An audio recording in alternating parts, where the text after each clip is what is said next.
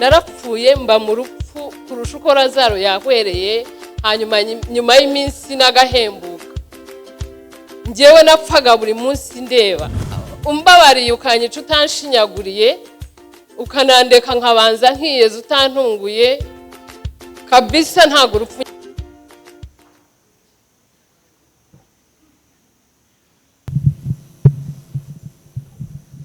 Cyo nari ndimo mvuga, navugaga ngo ibintu dukora hano ku isi ntago tureka kwiga cyangwa se ngo dukore ibindi bintu twakoraga, ahubwo tubikora neza nk'abakorera data wa twese wo mu ijuru, tudakorera ikindi kintu cyari cyo cyose. Hanyuma rero nkuko twahoze tubivuga, twaremewe kuzabaho iteka ryose.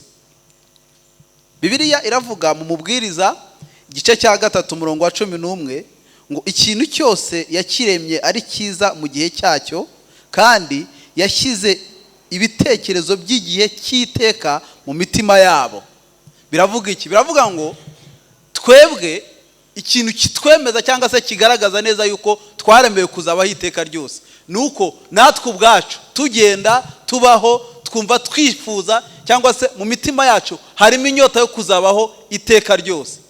Bivuga ngo niyo umuntu ageze mu gihe cye cya nyuma cyangwa se ashaje, yumva ko igihe cye cyo kuva ku isi kigeze, aba yumva yakomeza akarama akabaho iteka ryose. Bivuga ngo Imana yabyanditse mu mitima yacu, ibishyira muri twebwe ko tugomba kubaho iteka ryose. Ni nayo mpamvu hano ku isi nyine tugomba gukora twitegura nk'abazabaho iteka ryose. Yesu ashimwe, haleluya. Ndashimira Imana kubw'ibi ngibi yadukoreye. Hanyuma rero ubuzima bwa hano ku isi, icyambere buriho kugira ngo budutegurire kuzabaho iteka ryose. Umwanditsi w'iki gitabo yaranditse aravuga ngo ni nka anterinoma, ni ugukora practice, ni ukwitoza kugira ngo tuzabashe gukina umukino wa nyuma. Kuba mu mukino wa nyuma rero ni bwa buzima bw'iteka. Uko tubaho uyu munsi bidutegurira neza uko tuzabaho iteka ryose. Amen. Hanyuma ikindi cyaka kuvugaho nuko ubuzima, urupfu ntago ari ryo herezo ry'ubuzima. Gitabo urwandiko rwa 2 Paulo yandikiye Abakorinto, somye ku gice cya 15 guhera ku murongo wa 29 ukageza ku 32, abarimo kuvuga ku buryo tubaramutse tubaye hano ku isi tukabaho, twarangiza tugapfa bikarangira, ntituzazuke ngo duhabwe ubugingo buhoraho. Yabwiye abantu aravuga ngo rero niba ari uko bimeze, akaba ari ntawuzuka, ngewe rwose naba narishyize mu kaga kubusa, naba narakubitiwe ubusa, naba narakoze imirimo myinshi nyihorewe ubusa, naba narababajwe imibaro yose mpo ubusa. Aravuga ngo niba abantu batazuka ngo tuzabeho iteka ryose, reka twirire twinywere kuko ejo tuzapfa. Ariko abantu tuzazuka kandi tuzabaho iteka ryose. Haleluya. Hanyuma iyo umaze kugira ibi ngibi muri wowe ukabisobanukirwa ukabyumva, bihindura imitekerereze n'uburyo ubona ibintu. Umwanditsi yavuze ngo bihindura uburyo watekerezaga, ugaha agaciro ibyo utajya guha agaciro. Paulo mu gitabo cy'Abafilipi igice cya 3 yaranditse aravuga ngo ibyari indamu yanjye nabitekereje ko ari igihombo kubwo kunguka Kristo, maze kumumenya no kumenya neza yuko nzabana nawe iteka ryose. Ibyo bimpamiriza neza ko nzaba mu buzima bw'iteka ryose. Hanyuma ibindi bintu narebagaho, ibyo nafokasingaga, ibyo nashyiragaho amaso, mbivanaho ntumbira Kristo wenyine, kuko niwe uzampa ubushobozi bwo kubana nawe iteka ryose. Rero twaremewe kuzabaho iteka ryose. Irindi somo twakura amahangaha nuko ibyo dukora uyu munsi bidetermina neza ubuzima tuzabamo. Kandi ubuzima bwa hano ku isi budetermina ko ushobora kuzabaho uri muri paradizo mu buzima bw'iteka ryose uri kumwe na Kristo, cyangwa se ukajya mu muriro utazima. Niko mu gitabo batubwiye. Bivuga ngo turagomba kubyitaho, tugafokasinga kuko tuzabaho iteka ryose. Hanyuma ibyo dukora bikadetermina ubuzima bwacu bwo mu gihe kizaza, kandi noneho bw'iteka ryose. Ntushobora kugereranya ubuzima tubaho hano ku isi kuko ni buto cyane n'ubuzima bw'iteka buzakurikiraho, kandi turi mu munezero. Hanyuma ikindi nasorezaho mvuga nuko ibyo tuzabaho nyuma y'ubu buzima iteka ryose, ibyiza bizaba bihari, ntabwo bigereranywa. ntushobora kubyumva uri hano. Umwanditsi w'igitabo yakoresheje ikigereranyo aravuga ngo ni nk'ukuntu wajya kureba urushishi ngo urusobanurire uburyo internet ikora. Nta nubwo wabasha kuruvugisha urushishi, sinzi uburyo ruvuga, sinzi ururimi rukora, ariko nicyo kigereranyo we yakoresheje. Ariko Bibiliya navuga ngo iby'amaso atigeze abona, iby'amatwi atigeze yumva, iby'ubwenge bwa muntu butigeze butekereza, ibyo nibyo yateguriye abera bose bazabana nawe iteka n'iteka. Ikindi cyanyuma ngiye kuvuga, nanone Paulo yandikiye Abaroma arababwira ngo mbonye yuko imibabaro y'iki gihe ubuzima turimo nibyo tugendamo bidakwiriye kugereranywa n'ubwiza tuzabona hanyuma ubuzima bwa hano ku isi bw'uyu munsi burangiye. Mwakire neza ijambo ry'Imana, katujye ku kindi gice.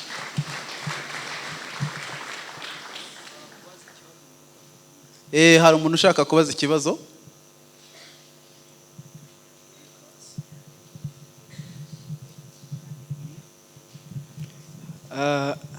Mfite ibibazo nka bibiri. Igihe twahereye dusoma nagiye numva hari statement Rick Warren akora, nubwo ntibuka neza ngo nagana ariko yagiye igaruka nanjye ababigarutseho. Shobora kuba nicayemo nk'aha mu materaniro nakomeje kubyibaza ngira ngo bidusobanure neza. Akavuga ko umuntu ashobora kwakira Yesu, ariko mpita nibuka nk'ibibazo nkunda kubazwa nanjye, bakambaza ese ko nashatse gukizwa kuva kera bikaba byarananiye. Naragerageje, barabibwiriza nkabyumva ndetse ariko byaranze, nageze mbivamo kuko ntibishoboka. Icyo kibazo ngira ngo gukizwa biva mu bushobozi bw'umuntu, muri kamere muntu, ku buryo umuntu abimbwije mpita mbyakira nkaba ndakijijwe. Hanyuma ikindi cya kabiri,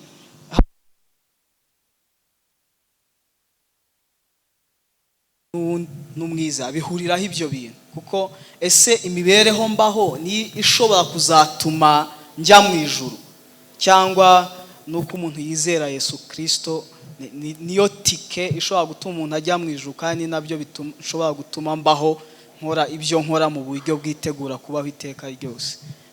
Ni clarification ndimongera mbaza mu by'ukuri. Bedarakoze. Murakoze. Nitwa Mutamba Jacqueline cyangwa Mama Queen.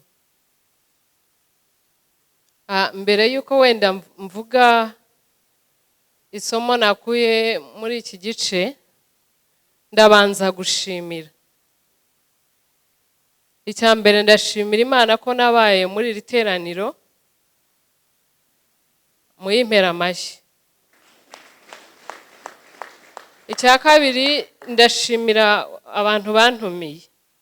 Ubusanzwe sinteranira hano, kugira ngo umuntu aguhe ubutumire uze muri uyu mugisha n'iby'igiciro. Sylvia n'umutware we ndabashimira, nibo bantumiye. Imana ibahe umugisha. Aba gatatu nshimira, ndashimira Pastor Antoine. Numvise ko ari we watranslatinze kino gitabo cya Rick Warren, niba ari byo. Hari abagabo babiri Imana izahembera bino bintu mu buryo bwo kubambika amakamba arabagirana asumba y'abandi. Rick Warren wanditse kino gitabo, mu by'ukuri yarapreachinze ntago yanditse. Hanyuma na Pastor Antoine wagitranslatinze mu buryo bw'ubuhanga bukomeye buhambaye. Ajyaga nibaza, mureke tujye dushimira abantu bakiriho. Najyaga nibaza uburyo nzandika igitabo ko nanjye mfite amateka, ariko mbonye uzamfasha. Rero ntatinze nanjye ndi umuvugabutumwa, sinjya nkunda kwica gahunda. Iki gitabo cyankuye ahantu kinshyira ahandi. Hari ukuntu uba uraho uvugana n'Imana ikakuvugisha mu ijambo, ikakuvugisha mu ijwi ryayo mu mwuka, ariko rimwe na rimwe ibyo mu mwuka ushobora kubyitiranya n'amarangamutima yawe. Ariko iki gitabo cyaje gukonfaminga ibintu byose mu buzima bwanjye Imana yajyaga imvugisha. rimwe na rimwe bimwe mbyemera ibindi ntekereza ko ari amarangamutima. Rero reka nihute.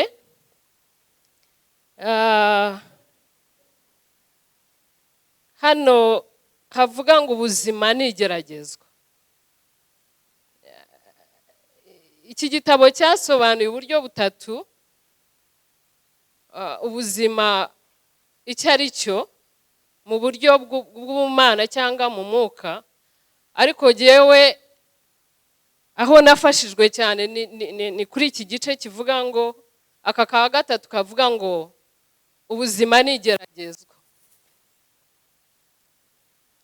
Njyewe nahuye n'ikibazo gikomeye mu buzima, tugeragezwa na byinshi pe, murabizi ko ari bwo buzima bwa gikristo, ariko nahuye n'ikigeragezo cya aksida. Mwabonye ko ncumbagira siko nagendaga, ntago navutse ndi ikimuga. Ibi ni ibintu byo muri 2015.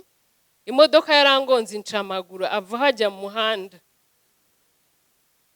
ndapfa ndarangiza ndiyeza mu muhanda hagati, sinigeze njya muri koma, numvaga ntashye, ariko kubw'umugambi w'Imana mbaho n'ubu ndacyariho, murabona ko mpagaze.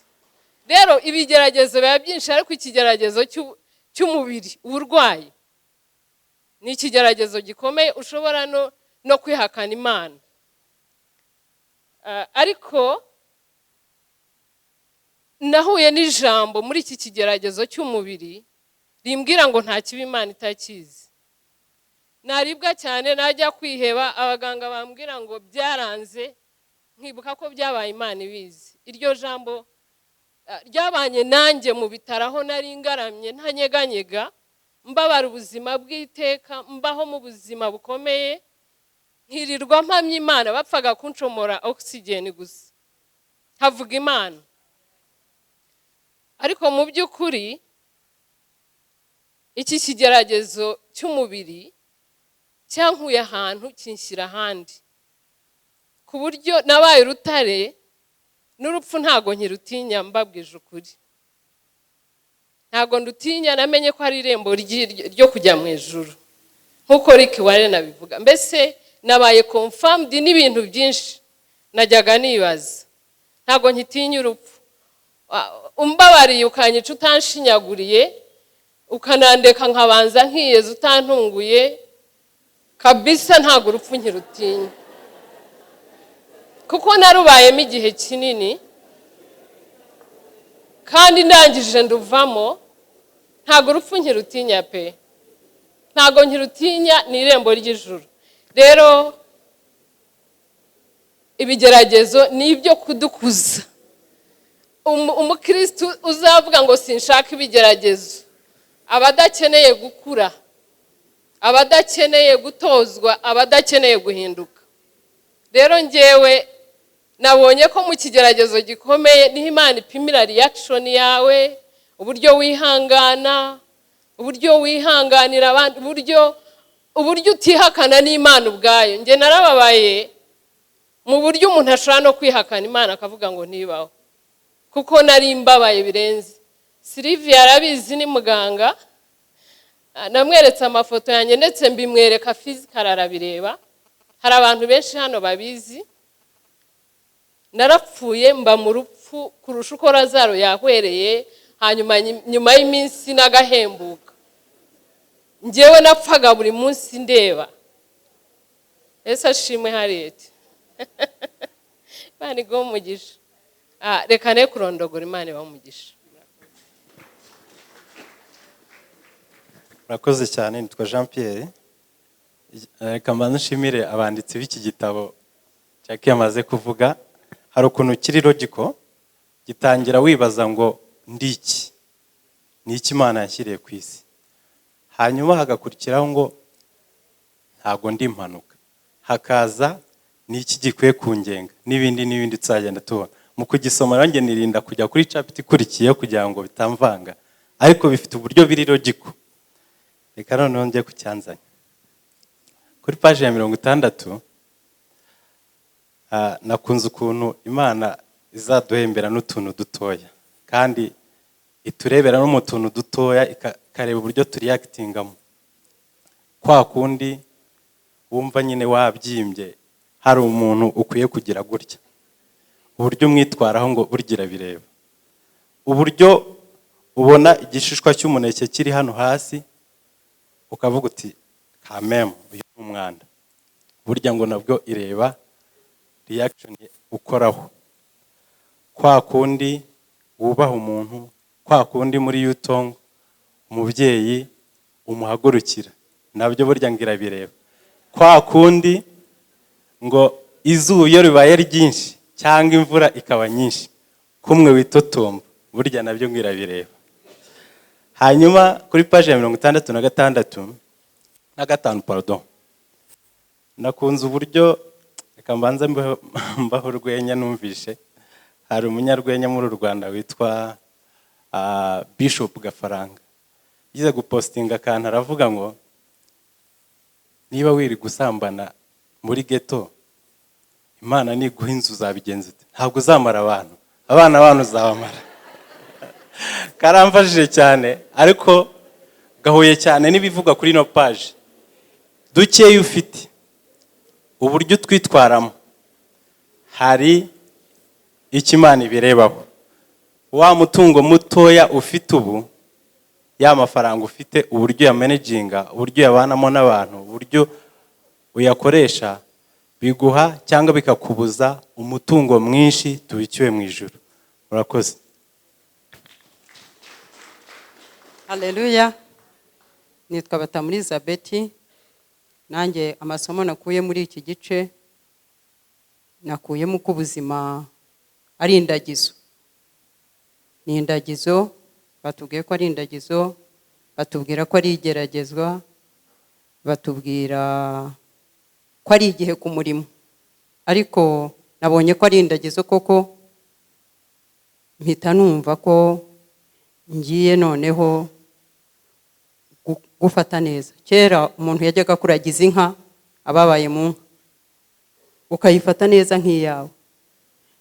Nahise mbona ko ibyo Imana yantije hano ku isi, ubuzima yantije ku isi ni indagizo, ngomba kubwitwaramo neza kugira ngo ntegure ahiteka ryose. Ikindi ni kucyo mugenzi wanjye avuze, nungutsemo ko utuntu dutoya ngo abantu tugira ikinyabupfura. Ubundi umuntu iyo umubonye ari umunyacyubahiro acaho akabona akantu nk'aka kagatoragura, uravuga ngo kuriya muntu afite ikinyabupfura. Yagusuhuza uciye bugufi, uri umuntu uciye bugufi, uriya muntu afite ikinyabupfura. Ariko naje kubona ko Imana nayo igira ikinyabupfura. Cya kinyabupfura cyacu twemezaga, Imana ni kwigishaka, irashaka ko tuba imfura, tugira ibinyabupfura, tugakora ibintu ku murongo. Ntidukerererwe, ntitugire icyo twangiza mu kazi dukora. Ukagira ikinyabupfura, ukagira ukuri, ukagukorera, ukagukiranukamo, ukabutegura ejo ubuzima bw'iteka. Ni ukuri hari byinshi byankomeje muri iki gitabo kandi nagikunze. Nabonye ko turi mu gutegura ibyo dukora hano mu isi, birategura irembo ry'ijuru. Imana ibahe umugisha. Barakoze cyane kandi Imana ibahe umugisha. Amasomo menshi bagiye banayavuga bayavuzemo. Kamere kuri iki, Bibiliya iravuga ngo uko umuntu atekereza niko ari. Ni ukuvuga ngo twakagombye kugira ngo tube ab'Imana ishaka, gutekereza ubuzima nk'uko Imana ibutekereza ibushaka.